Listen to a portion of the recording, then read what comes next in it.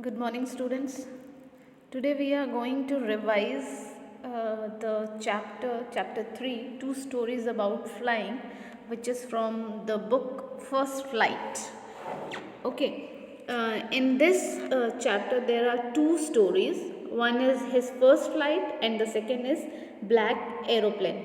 The first we will see the first one, which is his first flight.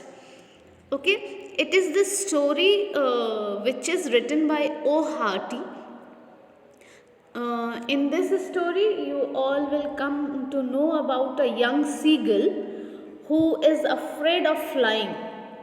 And in this story, we will see about we will read about his feeling, what the seagull feels. He feels that its wings are not strong enough to make it fly, and then after how he overcome these fears which all of us face, and while he was trying a new venture, we will see how he's successful in this in his flight. Okay, so let's begin with the explanation. And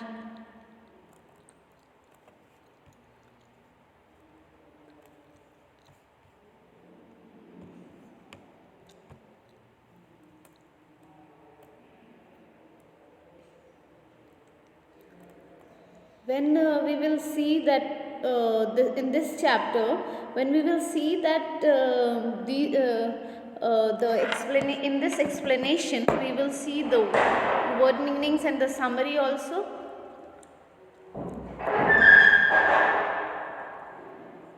So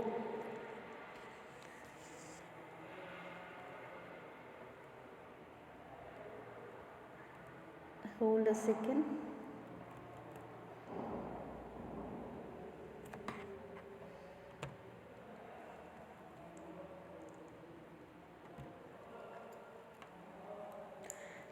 Let's begin. The young seagull was alone on his ledge. His two brothers and his sister had already flown away the day before.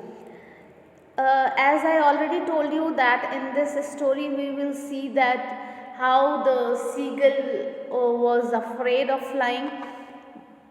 So in this story there were two brothers of him, and brother and sister both were there. Means there is a character कि जो seagull है उसके brothers और sister दोनों हैं, और वो दोनों ही already they both were not afraid of flying. उनको उड़ने से कोई डर नहीं लगता है, और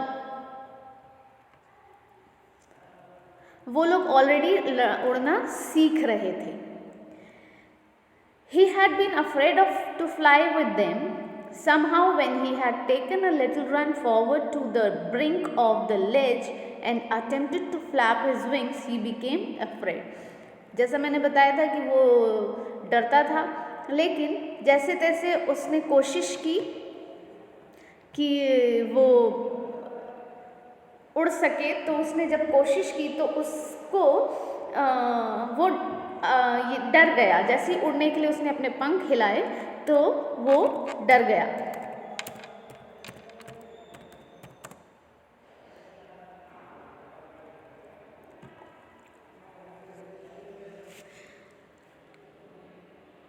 The great expanse of sea stretched down beneath, and it was such a long way down, miles down. जब वो उड़ने के लिए कोशिश किया तो वो डर गया, और उसने ये देखा कि जैसे ऑब्वियसली जब कोई ऊपर की तरफ आसमान की तरफ उड़ता है और नीचे देखता है, तो if I will talk about the human being, तो ह्यूमन बीइंग को भी डर लगता है. तो उसको भी इसी तरह से जब वो नीचे देखा तो उसको डर लगा, और अचानक से उसको ऐसा महसूस हुआ कि उसके जो विंग्स हैं उसको क्या नहीं कर रहे हैं, सपोर्ट नहीं कर रहे हैं. So he bent his head and ran away back to the little hole under the ledge where he slept at night. और जैसे ही उसने देखा, उसको ये फील हुआ कि उसके जो उसके विंग्स है उसको सपोर्ट नहीं कर रहे हैं, तो वो अपना सर नीचे करके चुपचाप से अब जहाँ पे उसने रात गुजारी थी उस लेज के अंदर जाके सो गया, बैठ गया. Even when each of his brothers and little sisters, whose wings were far shorter than his own, ran to the brink, flapped their wings and flew away, he failed to muster up courage to take that plunge which appeared to him so desperate. अब उसके जो दोनों भाई बहन थे, वो लोग बाकायदे उड़ने की कोशिश कर रहे थे और वो वहीं डर के क्या हो गया, अंदर हो जहाँ लेज पे जहाँ पे उसने रात गुजारी थी वहाँ जाके बैठ गया. और जो वो दोनों छोटे भाई बहन थे उनकी जो विंग्स थे वो उनसे छोटे थे, मतलब उस सीगल से छोटे थे, फिर भी वो लोग कोशिश कर रहे थे और उड़ रहे थे. और उसको वो लोग मीन्स उसकी उड़ान देख के भी वो अपने अंदर वो नहीं कर पा रहा था, एनकरेज नहीं हो पा रहा था कि मैं भी उड़ सकता हूँ. His father and mother had come around, calling to him shrilly, upbraiding him, threatening him to let him starve on his ledge unless he flew away. But for the life of him, he could not move. उसके जो parents थे mother father, उन लोगों ने उसको बुलाया, गुस्से में आवाज़ लगाई, चिल्ला के आवाज़ लगाई, उसको डांटा, उसको डराया कि अगर वो उड़ने की कोशिश नहीं करेगा तो उसको पूरा दिन क्या करेंगे, भूखा रखेंगे, कुछ भी खाने को नहीं देंगे. बट स्टिल वो इतना डरा हुआ था कि वो आगे नहीं बढ़ा.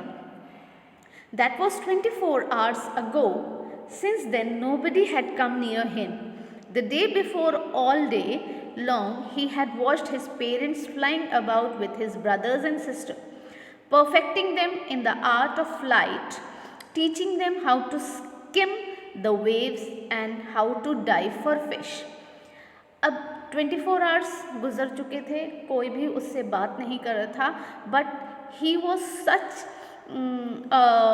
कह सकते हैं, अगर आप कहें डरपोक जो होता है, वो उसके अंदर इतना डर था कि वो उसको फ़र्क नहीं पड़ रहा था कि उसकी फैमिली में nobody is talking to him from last 24 hours. और वो वहाँ बैठ के ये देख रहा था कि उसके पेरेंट्स अब उसके दोनों भाई बहन को कैसे उड़ना सिखा रहे हैं, कैसे डाइव करके फ़िश पकड़ना सिखा रहे हैं, और हवा में उनके अपने पंखों को कैसे हिलाना सिखा रहे हैं. और ये सब चीज़ें वो देख रहा था और उसको उसके अंदर ये हिम्मत नहीं हो पा रही थी कि वो भी कोशिश कर सके. He had in fact seen his older brother catch his first herring and devour it, standing on a rock while his parents circled around raising a proud cackle. And all the morning the whole family had walked about on the big plateau midway down the opposite cliff, taunting him with his cowardice. और सिखाते सिखाते parents ने जब उसके भाई बहनों को सिखाया तो उनको सिखाते सिखाते वो लोग इतने एक्सपर्ट हो गए कि उसके छोटे भाई ने अपना पहला शिकार एक हेरिंग पकड़ा, जो कि सॉफ्ट फिन सी फिश होती है, मतलब छोटी फिश जिसके पंख बहुत पतले होते हैं, उसको पकड़ा. और उसकी इस सक्सेस को उसकी पूरी family except that seagull enjoy कर रही थी और उसको एनकरेज कर रही थी. और उसको एनकरेज करते करते साथ में इसको टॉन्ट भी कर रहे थे कि ये डरपोक है. The sun was now ascending the sky, blazing on his ledge that faced the south. He felt the heat because he had not eaten since the previous nightfall. अब सूरज और तेज़ हो रहा था और उसको बहुत ज़्यादा गर्मी लगने लगी थी सीगल को, और वो भूख से बहुत ज़्यादा तड़प रहा था क्योंकि उसने पिछली रात से कुछ भी नहीं खाया था. He stepped slowly out to the brink of the ledge, and standing on one leg with the other leg hidden under his wing. He closed one eye, then the other, and pretended to be falling asleep. Still, they took no notice of him. He saw his two brothers and his sister lying on the plateau dozing, with their heads sunk into their necks. जब उसको बहुत भूख लगी तो वो अपने लेज से बाहर निकला और एक प्लेटू पहाड़ पत्थर के किनारे खड़ा हो गया, एक पैर पे और एक पैर अपने पंख में छुपा के और आंख बंद करके ऐसा प्रिटेंड करने लगा जैसे वो सो रहा है। लेकिन उसको किसी ने भी नोटिस नहीं किया और उसने ये देखा कि उसके जो दोनों भाई बहन हैं वो प्लेटो पे सो रहे हैं, अपने सर को गर्दन में छुपा के। His father was preening the feathers on his white back. Only his mother was looking at him. She was standing on a little high hump on the plateau, her white breast thrust forward. Now and again, she tore at a piece of fish that lay at her feet and then scraped each side of her beak on the rock. The sight of the food maddened him. How he loved to tear food that way, scraping his beak now and again to wet it. अब क्या हुआ, उसके father भी सो रहे थे, लेकिन उसकी माँ जो है वो दूर खड़े होके उसको देख रही थी और थोड़ी ही देर में उसने जो फिश का थोड़ा सा टुकड़ा उसकी तरफ फेंका, सीगल की तरफ फेंका और अपने बीक को, अपने जो चोंच है उसको रॉक से साफ कर दी। और उस फूड को देख के उसको ऐसा लगने लगा, he love to tear food that way. उसको भी ऐसा लगने लगा कि काश मैं भी उड़ सकता तो मैं भी इस तरह से क्या कर पाता, अपने फूड को तोड़ पाता और वो फिर अपने जो बीक है उसको क्या कर पाता, शार्पन कर पाता। Ga, ga, ga, he cried, begging her to bring him some food. Go, call, ah, she screamed back derisively. But he kept calling plaintively, and after a minute or so, he uttered a joyful scream. His mother had picked up a piece of the fish and was flying across to him with it. अब वो आवाज़ निकालने लगा, किसके लिए, कि उसको कुछ खाना दे दिया जाए। और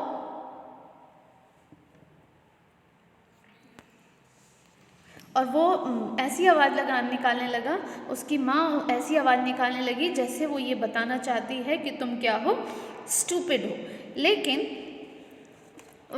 कुछ ही देर में वो क्या करने लगा, अटर्ड अ जॉयफुल स्क्रीम, खुशी से आवाज़ आने लगी और उसकी माँ जो है थोड़े सा फिश का पीस लेके उसकी तरफ उड़ी। ही लीन्ड आउट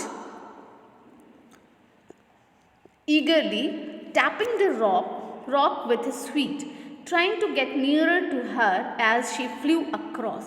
अब उसकी माँ ने जो फिश का टुकड़ा लिया था वो उसके पास लेके उड़ी और जब उसने वो फिश का टुकड़ा देखा तो वो उसको पकड़ने के लिए क्या हुआ, उचकने की कोशिश की ताकि वो अपनी माँ के पास जा सके। But when she was just opposite to him, she halted her wings motionless, the piece of fish in her beak almost within reach. और वो थोड़ा सा उचका उसकी माँ के पास पहुँचने ही वाला था, क्योंकि माँ जानबूझ से इस तरह की हरकत कर रही थी ताकि वो अपने फूड के लिए ही सही लेकिन उस उड़ने की कोशिश करे। He waited a moment in surprise, wondering why she did not come nearer, and then, maddened by hunger, he dived at the fish. With a loud scream, he fell outwards and downwards into space. Then a monstrous terror seized him and his heart stood still. He could hear nothing, but it only lasted a minute. The next moment he felt his wings spread outwards. The wind rushed against his breast feathers. Then under his stomach and against his wings he could feel the tips of his wings cutting through the air. He was not falling headlong now. He was soaring gradually downwards and outwards. अब क्या हुआ, जैसे ही उसने देखा कि उसकी माँ उसके पास है लेकिन उसको खाना नहीं दे रही है और वो उस खाने को लेने की कोशिश कर रहा है, तो वो ये सोचने लगा कि माँ ऐसा क्यों कर रही है। और वो सोचते सोचते उस अचानक से उड़ने की कोशिश की और उसको वो फूड लेने की कोशिश की। और थोड़ी देर बाद उसने ये रियलाइज़ किया कि वो उसके जो पंख हैं फैल चुके हैं और वो उड़ने लगा है। और जब उसको ये रियलाइज़ हुआ तो उसकी जो हार्ट बीट है वो एकदम से रुक गई और उसको कुछ भी सुनाई नहीं दे रहा था। But it only lasted a moment, और वो थोड़ी देर के लिए ही था। और थोड़ी देर बाद उसके जो पंख हैं वो क्या होने लगे, आउटवर्ड्स इनवर्ड्स होने लगे और वो हवा में उड़ने लगा। और अब उसके अंदर से धीरे धीरे क्या होने लगी थी, डर खत्म होने लगा था। ही जस्ट फेल्ट अ बिट डिजी। थोड़ी देर के लिए उसको अनकंफर्टेबल सी फीलिंग हो रही थी क्योंकि वो स्पिन हो रहा था हवा में और अजीब अजीब सी आवाज़ें निकाल रहा था डर की वजह से। His mother swooped past him, her wings making a loud noise. He answered her with another scream. Then his father flew over him screaming. He saw his two brothers and his sister flying around him, curveting and banking and soaring and diving. अब थोड़ी देर बाद ही उसने क्या देखा कि उसके father, उसके भाई बहन सब उसके आसपास क्या होने लगे, उड़ने लगे और इन्जॉय करने लगे। कैसे एंजॉय कर रहे थे, ऐसा लग रहा था जैसे कि घोड़ा कैसे खुशी से कूदता है, इस तरह से वो लोग करने लगे। Then he completely forgot that he had not always been able to fly and commended himself to dive and soar and curve, shrieking shrilly. और थोड़ी देर बाद ही वो बिल्कुल भूल चुका था कि कुछ देर पहले वो उड़ने से डरता था और उसको उड़ना नहीं आ रहा था और वो खुशी से क्या हो रहा था, उड़ रहा था, श्रिंक कर रहा था और मतलब अलग अलग तरीके से अपने उड़ने की कोशिश कर रहा था, अपनी खुशी को एक्सप्रेस कर रहा था। He was near the sea now, flying straight over it, facing straight out over the ocean. He saw a vast green sea beneath him, with little ridges moving over it, and he turned his beak sideways and cawed amusedly.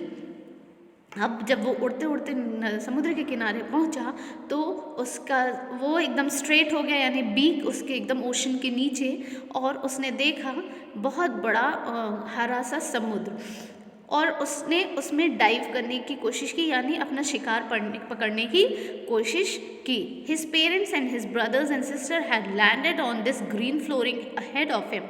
They were beckoning to him, calling shrilly.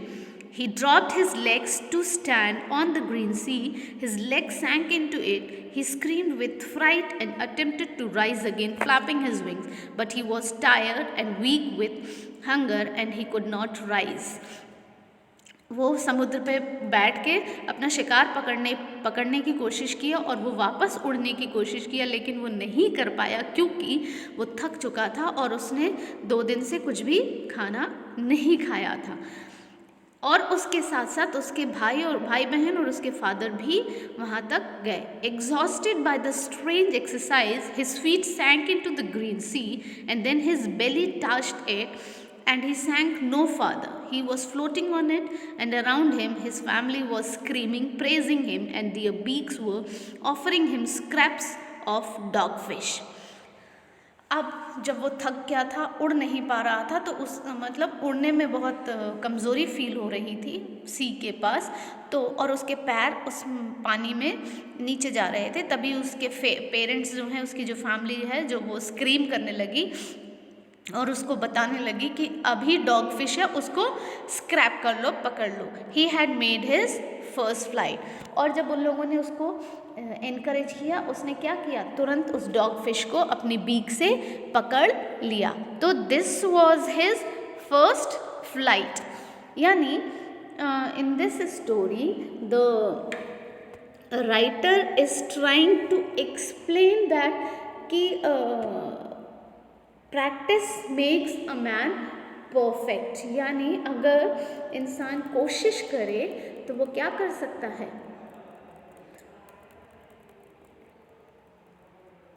वो successful हो सकता है।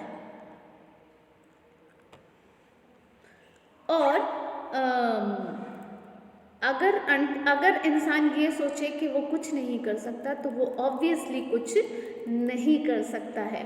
Again we will see the, अगर हम introduction देखें तो ये एक this is the story about a young bird जो कि उड़ने से डरता है, जिसकी फर्स्ट टाइम जो उड़ने की कोशिश कर रहा है और वो डरता है और वो ये मानता है कि he would not support his wings would not support him, और despite of this his younger siblings flying fearlessly, जो कि कहीं ना कहीं उसको क्या कर रहा है, हर्ट कर रहा है। और he could not gather the courage, though he is seeing that his siblings are flying fearlessly, still he is not gathering the courage to do the same. Or because of this his parents were giving punishment to him, and they said ki they will not provide any food for him until and unless he will try to fly. But his mother compelled him, or his mother compelled him to fly by using food as a trap. How?